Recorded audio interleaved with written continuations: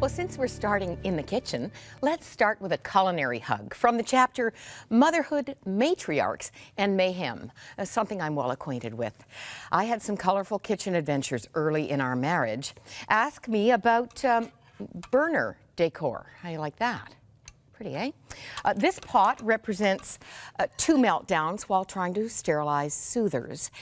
And we're still not sure what these are. Cookie sheets, they are not. My daughter said she wanted to bake cookies. It was an add water and stir recipe. It should have been a breeze, but instead the rented cottage was filled with the fragrance of melting plastic. You can see the disappointment on Catherine's face. My typical response on the subject of baking was, I can't, I don't, I never bake. Enter Deb. Deb was my husband's executive assistant here at Crossroads when he was the VP of Finance and Administration.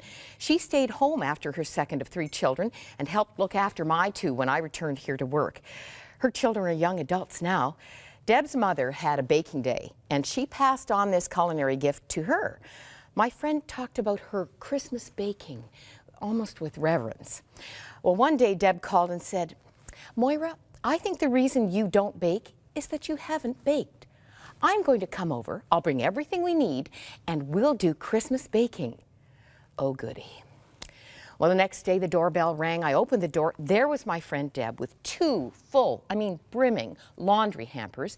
In each one were measuring cups, measuring spoons, mixing bowls, bulk peanut butter, bulk flour, bulk sugar, butter, everything we needed.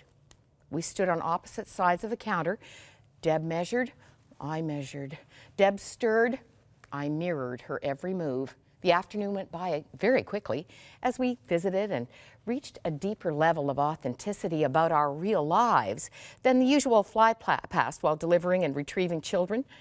At the end of the day, I was loading containers with chocolate-covered coconut balls, butter tart squares, shortbread cookies, and more. Everything looked great and tasted good too.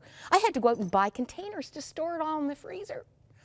I don't do as much baking anymore, but every Christmas I've produced the expected favorites, and now I approach love and cooking with reckless abandon.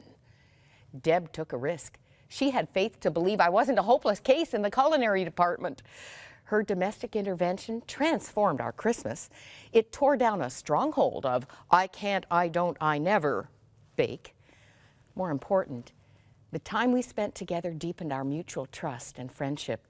We took time to get to know each other, and it provided a foundation for walking together through future life chapters.